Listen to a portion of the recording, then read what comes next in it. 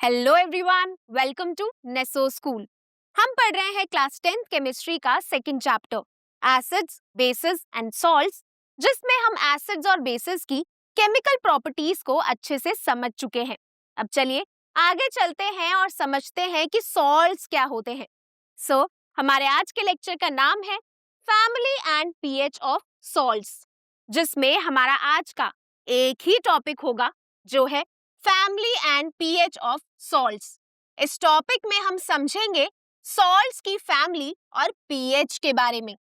और ये टॉपिक आपकी बुक में यहाँ से लेके इसके नेक्स्ट पेज पे यहाँ तक दिया हुआ है।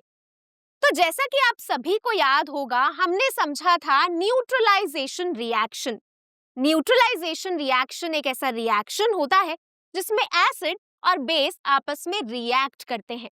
अब जब एसिड और बेस का रिएक्शन होता है तो एसिड की एसिडिटी और बेस की बेसिसिटी खत्म हो जाती है। यानी कि जो बेस है वो एसिडिटी को खत्म कर देता है और जो एसिड है वो बेस की बेसिसिटी को खत्म कर देता है, यानी कि न्यूट्रलाइज कर देता है, जिसके एंड में हमें मिलता है salt. Salts are ionic compounds formed by the neutralization reaction between an acid and a base. जो salts हैं वो ionic compounds होते हैं जो बनते हैं एसिड और बेस के बीच में हुए न्यूट्रलाइजेशन रिएक्शन से। अब हमने ये तो समझ लिया है कि न्यूट्रलाइजेशन रिएक्शन क्या होता है, बट ये आयनिक कंपाउंड्स का क्या मतलब होता है? आयनिक कंपाउंड्स वो कंपाउंड्स होते हैं जो आयन से बनते हैं। अब जैसा कि आपको याद होगा, आपने क्लास 9th में पढ़ा था आयंस के बारे में। दो टाइप के आयंस होते हैं, कैटायंस एंड एनायंस। कैटायंस वो आयंस होते हैं जिन पे पॉजिटिव चार्ज होता है और एनायंस वो आयंस होते हैं जिन पे नेगेटिव चार्ज होता है।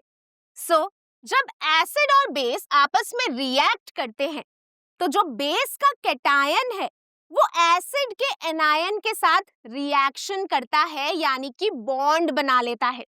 अब जब कैटायन और एनायन आपस में जुड़ जाते हैं यानी कि बॉन्ड बना लेते हैं, तो जो कंपाउंड बनता है उसको हम बोलते हैं आयनिक कंपाउंड्स।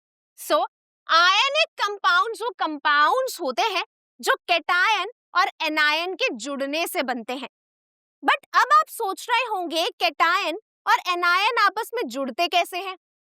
जो कैटायन और एनायन है वो आपस में बॉन्ड बनाते हैं आयनिक बॉन्ड्स की मदद से। कैटायन और एनायन आपस में जुड़ते हैं आयनिक बॉन्ड की मदद से और इसी बॉन्ड की मदद से बनता है ionic compound. They are composed of cations from the base and anions from the acid held together by ionic bonds।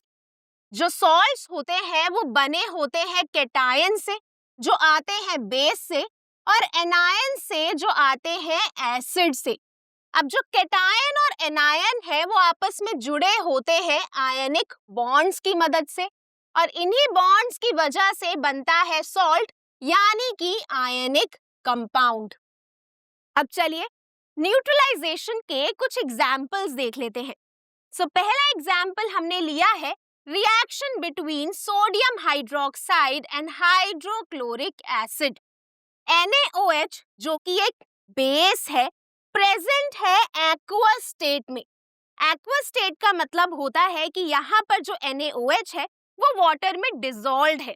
और जैसा कि हम पिछले लेक्चर्स में समझ चुके हैं, जब हम किसी बेस को वाटर में डिसॉल्व करते हैं तो वो आयंस में डिसोसिएट हो जाता है, यानी कि ब्रेक डाउन हो जाता है।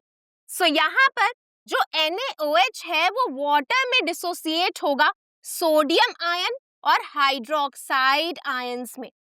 अब सिमिलरली यहाँ पर हमने एक एसिड लिया है जो है हाइड्रोक्लोरिक एसिड, जो अगेन एक्वस स्टेट में है, यानी कि वाटर में डिसॉल्व्ड है।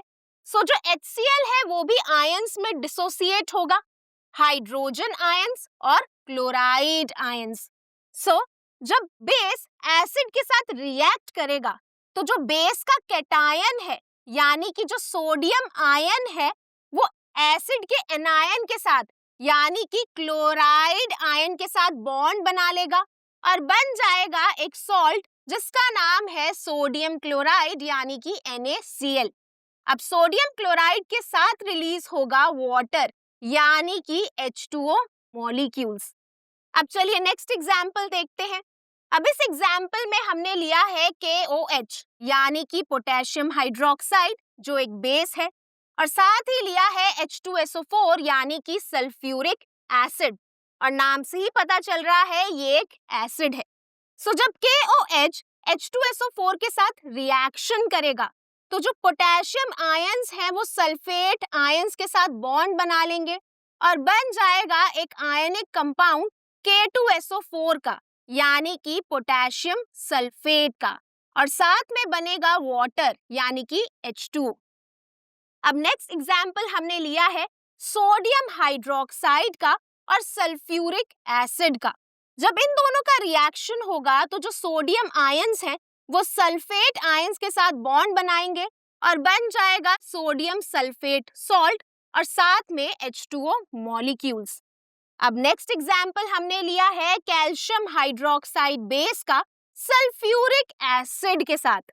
सो यहाँ पर जो कैल्शियम आयंस है जो अगेन एक कैटायन है वो बॉन्ड बना लेंगे सल्फेट आयंस के साथ जिन पे नेगेटिव चार्ज होता है। सो यहाँ पर बनेगा कैल्शियम सल्फेट सॉल्ट और साथ में वाटर मॉलिक्यूल्स। सो इस तरह से होता है न्यूट्रलाइजेशन रिएक्शन जिसमें जो बेस का कैटायन है वो एसिड के एनायन के साथ बॉन्ड बनाता है यानी कि आयनिक बॉन्ड की मदद से जुड़ जाता है और बनता है आयनिक कंपाउंड यानी कि सॉल्ट। अब आप इन रिएक्शंस को ध्यान से देखिए, क्या आपको इन सॉल्ट्स में कुछ कॉमन लग रहा है? तो जैसा कि आप देख सकते हैं इन तीनों सॉल्ट्स में कॉमन है सल्फेट आयन। सो ऐसे सॉल्ट्स जिनमें कैटायन या फिर एनायन कॉमन होते हैं, सेम होते हैं, वो सेम फैमिली से बिलोंग करते हैं। फॉर एग्जाम्पल यहाँ पर जो पोटेशियम सल्फेट है, सोडियम सल्फेट और कैल्शियम सल्फेट है, इन तीनों ही सॉल्ट्स में सल्फेट आयन कॉमन है। सो ये जो तीनों सॉल्ट्स हैं वो सल्फेट सॉल्ट फैमिली से बिलोंग करते हैं।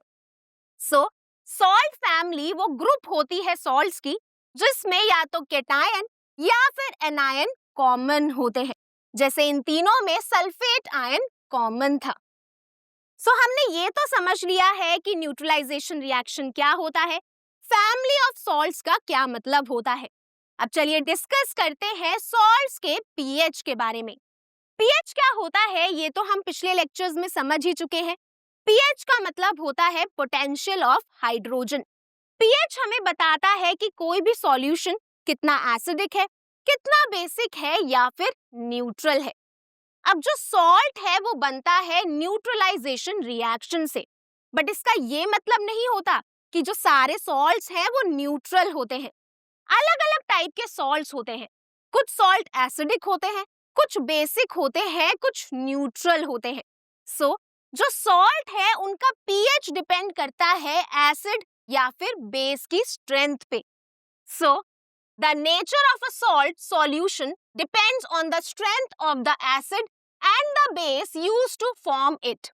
जो सॉल्ट सॉल्यूशन का नेचर है वो डिपेंड करता है एसिड और बेस की स्ट्रेंथ पे जिनको यूज करके इस सॉल्ट को बनाया गया है।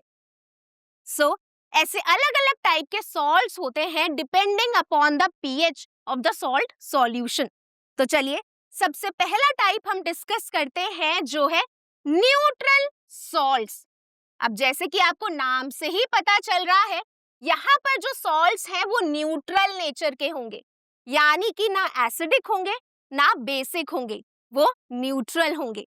अब जो न्यूट्रल सॉल्ट्स हैं वो बनते कैसे हैं, चलिए समझते हैं। A salt formed by the complete neutralization of a strong acid and a strong base has a pH of approximately 7. एक salt जो बनता है complete neutralization से strong acid का strong base के साथ, और ऐसे salt का pH होता है approximately 7 जो neutral pH होता है। So न्यूट्रल सॉल्ट्स बनते हैं कंप्लीट न्यूट्रलाइजेशन से, यानी कि जब एक एसिड की एसिडिटी और एक बेस की बेसिसिटी कंप्लीटली एक दूसरे के इफेक्ट को खत्म कर देती है, न्यूट्रल कर देती है, तो उसके एंड में जो हमें सॉल्ट मिलता है वो न्यूट्रल सॉल्ट होता है। सो जब एक स्ट्रॉन्ग बेस एक स्ट्रॉन्ग एसिड के साथ रिएक्ट करता है, तो ये एक दूसरे के इफेक्ट को, यानी कि बेसिसिटी और एसिडिटी को खत्म कर देते हैं, न्यूट्रलाइज कर देते हैं, जिसके बाद जो रिजल्टेंट प्रोडक्ट मिलता है, यानी कि जो सॉल्ट मिलता है, वो न्यूट्रल नेचर का होता है। इसका जो पीएच है वो 7 होता है। अब चलिए इसका एक एग्जाम्पल देख लेते हैं। अब एग्जाम्पल में हमने स्ट्रॉन्ग बेस लिया है सोडियम हाइड्रोक्साइड और स्ट्रॉन्ग एसिड लिया है हाइड्रोक्लोरिक एसिड। अब ये स्ट्रॉन्ग बेस है और ये एक स्ट्रॉन्ग एसिड है। जब ये दोनों आपस में रिएक्ट करते हैं तो ये एक दूसरे की बेसिसिटी और एसिडिटी को कंप्लीटली न्यूट्रलाइज कर देते हैं, जिसके बाद हमें मिलता है सोडियम क्लोराइड, जो एक न्यूट्रल सॉल्ट है। सो हमने समझ लिया है न्यूट्रल सॉल्ट्स क्या होते हैं। अब चलिए सेकेंड टाइप देखते हैं, जो है एसिडिक सॉल्ट्स। अब एसिडिक सॉल्ट्स क्या होते हैं? तो जैसा कि नाम से ही पता चल रहा है, ये सॉल्ट्स एसिडिक होते हैं, यानी कि इनका जो पीएच है वो लेस देन 7 होता है। So a salt formed by the partial neutralisation of a strong acid with a weak base has a pH of less than 7। एक ऐसा सॉल्ट जो बनता है पार्शियल न्यूट्रलाइजेशन से स्ट्रॉन्ग एसिड की एक वीक बेस के साथ, और इस सॉल्ट का पीएच होता है less than 7। So acidic salt बनता है जब स्ट्रॉन्ग एसिड रिएक्ट करता है वीक बेस के साथ। सो यहाँ पर जो बेस है वो वीक है। सो ये जो बेस है ये स्ट्रॉन्ग एसिड की एसिडिटी को कंप्लीटली न्यूट्रलाइज नहीं कर पाता, खत्म नहीं कर पाता, जिस वजह से जो सॉल्ट बनता है उसका पीएच लेस देन 7 होता है, यानी कि ये जो सॉल्ट है ये एसिडिक होता है। अब चलिए एक एग्जाम्पल देख लेते हैं। अब इस एग्जाम्पल में हमने स्ट्रॉन्ग एसिड लिया है हाइड्रोक्लोरिक एसिड और वीक बेस की जगह लिया है अमोनियम हाइड्रोक्साइड, यानी कि NH4OH। अब यहाँ पर जब ये दोनों यानी कि स्ट्रॉन्ग एसिड और वीक बेस आपस में रिएक्ट करेंगे तो जो सॉल्ट बनेगा वो एसिडिक होगा। जैसे यहाँ पर एक एसिडिक सॉल्ट बना है अमोनियम क्लोराइड। सो हमने अभी तक समझा एसिडिक सॉल्ट जब बनता है जब स्ट्रॉन्ग एसिड वीक बेस के साथ रिएक्ट करता है और जो सॉल्ट है उसका पीएच लेस देन 7 होता है। अब चलिए आगे चलते हैं और थर्ड टाइप देखते हैं, जो है बेसिक सॉल्ट्स। बेसिक सॉल्ट्स वो सॉल्ट्स होते हैं जिनका पीएच मोर देन 7 होता है और जिनका नेचर बेसिक होता है। So a salt formed by the partial neutralisation of a strong base with a weak acid has a pH of more than 7। एक ऐसा सॉल्ट जो बनता है पार्शियल न्यूट्रलाइजेशन से स्ट्रॉन्ग बेस की वीक एसिड के साथ, और इस सॉल्ट का पीएच होता है 7 से ज्यादा। सो जो बेसिक सॉल्ट्स है वो बनते हैं जब स्ट्रॉन्ग बेस किसी वीक एसिड के साथ रिएक्ट करता है। सो यहाँ पर जो वीक एसिड है वो इस बेस की बेसिसिटी को कंप्लीटली न्यूट्रलाइज नहीं कर पाता, पार्शियली ही खत्म कर पाता है, यानी कि न्यूट्रलाइज कर पाता है। अब इसके एग्जाम्पल में हमने स्ट्रॉन्ग बेस लिया है सोडियम हाइड्रोक्साइड और वीक एसिड लिया है एसिटिक एसिड, यानी कि CH3COOH। अब जब ये स्ट्रॉन्ग बेस वीक एसिड के साथ रिएक्ट करता है तो हमें एक बेसिक सॉल्ट मिलता है जिसका नाम है सोडियम एसीटेट, यानी कि CH3COONA, और साथ में रिलीज होता है वाटर। सो इस तरह से जब स्ट्रॉन्ग बेस रिएक्ट करता है वीक एसिड के साथ तो बनता है बेसिक सॉल्ट। सो हमने अभी तक समझा कि सॉल्ट 3 टाइप के होते हैं depending upon the pH, neutral salt, acidic salt and basic salt. So I hope अब आपको क्लियर हो गया होगा टाइप्स ऑफ सॉल्ट्स, और इसी के साथ हमारा आज का topic family and pH of salts complete होता है। सो आज के लेक्चर में हमने समझा कि जो सॉल्ट्स हैं वो आयनिक कंपाउंड्स होते हैं जो बनते हैं न्यूट्रलाइजेशन रिएक्शन से। और अगर सॉल्ट्स का कैटायन या फिर एनायन सेम होता है तो वो सेम सॉल्ट फैमिली से बिलोंग करते हैं। और पीएच के अकॉर्डिंग जो सॉल्ट्स हैं वो 3 टाइप के होते हैं, न्यूट्रल, एसिडिक एंड बेसिक। तो आज के लिए बस इतना ही। आई होप आपको ये लेक्चर अच्छा लगा होगा। अब मैं मिलूंगी आपसे नेक्स्ट लेक्चर में एक नए और इम्पोर्टेंट टॉपिक के साथ। Thank you.